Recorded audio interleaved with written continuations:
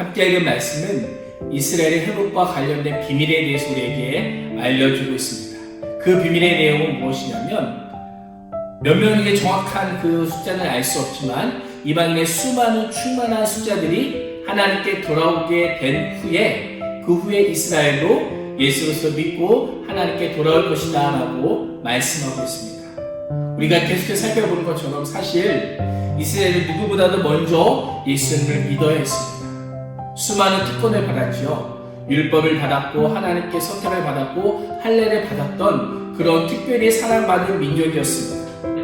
이러한 이스라엘이 예수님을 거부했습니다. 이러한 이스라엘의 모습을 26절 말씀은 두 가지 관점에서 보고 있습니다. 첫 번째는 복음의 관점. 복음의 관점에서 보면 이스라엘이 예수 그리스도를 거부했기에 하나님과 원수가 된 자라고 말씀하고 있습니다. 또한 두 번째로 선택의 관점에서 보면 하나님께 선택을 받은 자이기 때문에 이스라엘은 하나님의 사랑을 받은 자라고 말씀하고 있습니다.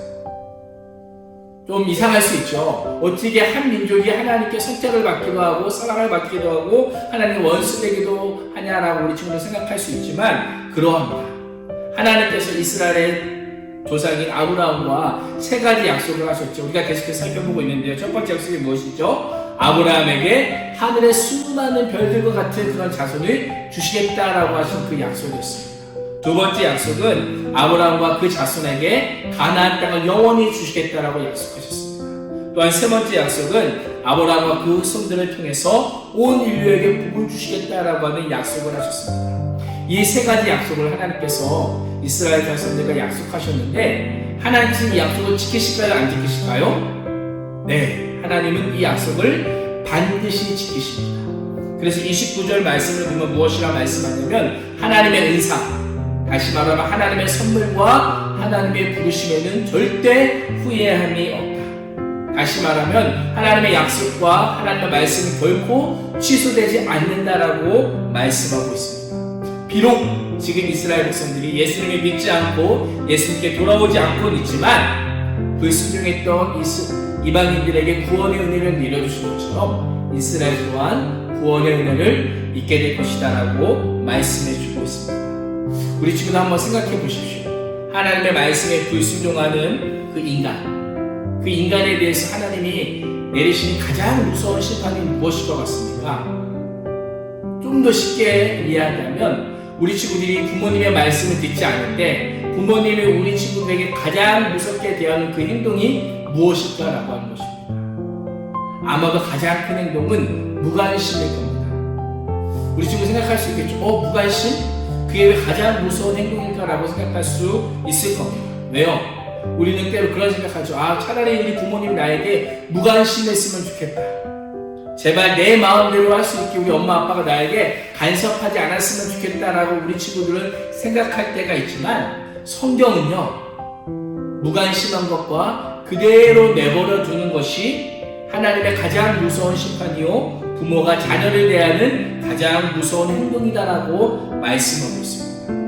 왜 무관심이 가장 무서운 행동일까요? 무관심이라고 하는 것은요, 그냥 내버려 두다라고 하는 것은 그 사람이 어떻게 살든지 무슨 말을 하든지 무슨 행동을 하든지 신경을 안 쓰겠다라고 하는 거예요. 만약 그렇게 살게 되면 그 사람이 더욱더 죄는 깊어지게 되고 그 결과 받게 되는 심판이 더 심해지고 무겁게 됩니다.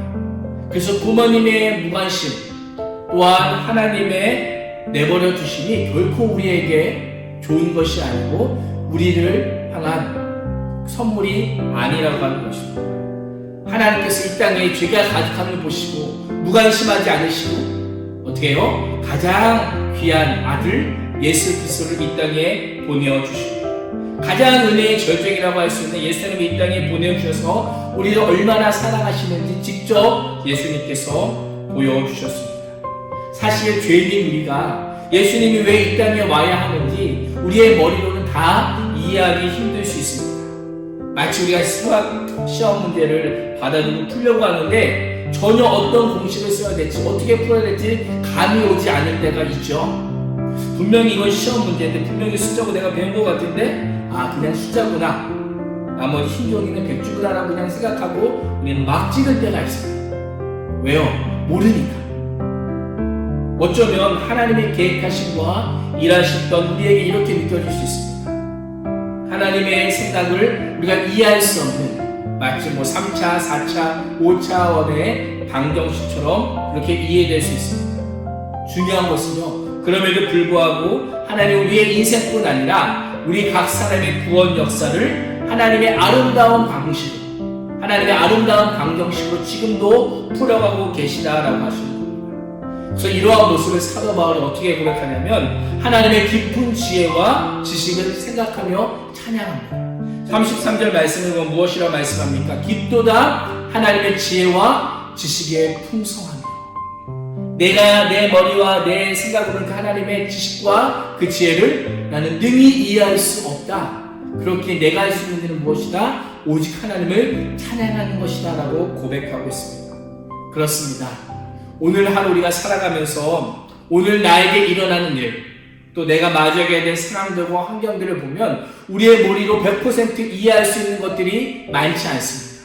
왜 나에게 이런 일이 일어나야 될까? 왜 나에게 이런 일을 하나님께서 주시는 걸까? 우리는 100% 이해할 수 없지만 무엇이에요? 하나님은 나를 가장 잘 아시는 분이십니다. 나는 탄식하고 불안해할 수밖에 없지만 하나님은 나의 탄식을 들으시고, 우리가 배운 것처럼 어떻게 해요? 성령님은 말할 수 없는 탄식으로 지금도 나를 위해 간구하고 계시고 나에게 가장 좋은 것을 주시는 분이기에 우리가 오늘 할 수 있는 것은 무엇일까요? 그 하나님을 찬양하고 감사하는 것입니다. 오늘도 내가 나를 향한 하나님의 선하신 뜻을 믿고 따를 수가 있는 것입니다. 오늘 하루 우리의 인생이 그렇게 되기를 소망합니다. 때로는 이해할 수 없고 받아들일 수 없을 때로도 이 또한 하나님의 은혜로 하나님의 사랑인 것을 기억하셨으면 좋겠습니다. 그리고 오늘 마무리하면서 우리 친구들과 선생님들께 찬양 한 곡을 추천해 드리고자 합니다. 어떤 찬양이냐면 레위 지파의 하나님께서 세상을 사랑하사라고 하는 찬양입니다. 이 친구들과 선생님들이 이 찬양 유튜브에서 찾아서 한번 들으시면서요, 오늘 주신 말씀과 그 찬양의 가사를 묵묵히 한번 묵상하시면서 하나님의 지혜가 얼마나 큰지, 또 하나님의 사랑이 나에게 얼마나 깊이 다가온지를 마음속으로 묵상하며 오늘 하루도 주님이 주신 말씀으로 승리하고 찬양하고 감사하는 우리 선생님들과 친구들이 되시기를 주님의 이름으로 축복합니다.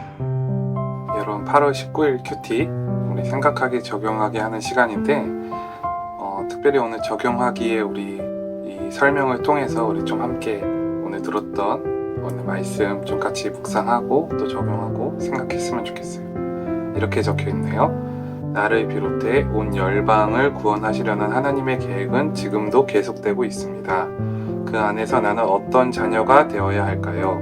하나님의 계획과 지혜를 다 알 수 없지만 나를 부르신 그 자리에서 복음이 뿌리내리도록 중보하고 내가 경험한 하나님의 은혜를 전하며 세상에 선한 영향력을 끼치면서 사는 것, 그것이 내가 삶으로 드리는 찬양과 경배임을 잊지 말기 바랍니다. 네, 이렇게 적혀 있어요. 특별히 오늘 우리가 그 33절 말씀이었죠. 그 깊도다 하나님의 부여와 지혜의 지식이요. 그러니까 하나님의 지혜는 너무나 깊다는 것을 우리가 묵상하는 시간에 같이 들었어요. 중요한 것은 우리가 이 세상 만사를 다 알 수가 없다는 것이에요. 우리가 아무것도 아는 게 없어요. 근데 우리가 한 가지 알고 있는 것은 죽을 수밖에 없는 나를 하나님께서 너무나 사랑하셔서 이 땅에 독생자 예수님을 보내주신 것, 그리고 그 예수님을 믿음으로 말미암아 우리가 구원을 얻게 됐다는 것, 그러므로 말미암아 우리가 우리의 삶 가운데서 하나님을 찬양하고 높여야 한다는 것, 그것이 우리의 최고의 존재의 목적이고, 우리가 그 찬양을 할 때, 하나님을 높일 때, 하나님과 가까워질 때, 하나님을 만날 때 우리의 영혼이, 우리의 존재의 목적이 분명해지고 우리의 인생이 행복해지는 것이거든요. 왜냐하면 그것이 사람의 본분이기 때문에 오늘 우리가 좀 오늘 하루는 기쁨으로 찬양했으면 좋겠어요. 전도사님, 지금 우리가 찬양할 때가 아니에요. 우리 예배 다시 모이지 못하게 됐어요. 이렇게 말하는 친구들 있을 거예요. 현장 예배가 중단됐어요. 근데 그거랑 하나님을 기쁨으로 찬양하고 영광 올려드리는 거랑 아무 상관없어요. 우리는 계속해서 영상으로 예배 드릴 겁니다. 아무 문제 없는 것입니다. 계속해서 예배할 수 있는 것입니다. 단지 여러분이 선택하는 것이에요. 이 하나님의 놀라우신 계획과 선하심을 찬양할 것이냐 아니면 낙심할 것이냐. 자, 우리 중등부와 고등부는 하나님을 찬양하고 하나님을 높이는 그러한 우리 친구들 되기를, 우리 선생님들 되기를, 또 우리 공동체가 되기를 주님의 이름으로 간절히 소망하겠습니다. 기도하겠습니다. 사랑이 많으신 하나님 아버지, 저희 2주 동안 현장 예배를 드렸는데 또 모이지 못하게 됐습니다. 주님, 그러나 저희들 감사한 것은 영상으로 계속해서 하나님을 예배할 수 있다는 것입니다. 우리를 구원하여 주신, 우리의 죄를 십자가에 짊어지시고 또 죽으신 이후에 3일 만에 부활하신 그 예수님을 찬양할 수 있다는 것입니다. 저에게 이 은혜를 허락하여 주심에 감사합니다. 저희들 거침없이 담대하게 주님 앞에 나아가게 하시고 주의 은혜를 찬양케 하시고 더욱더 믿음이 오히려 성장케 하여 주시옵소서. 놀라운 반전의 은혜가 저희 가운데 임할 줄로 믿습니다. 감사드리며 예수님의 이름으로 기도합니다. 아멘.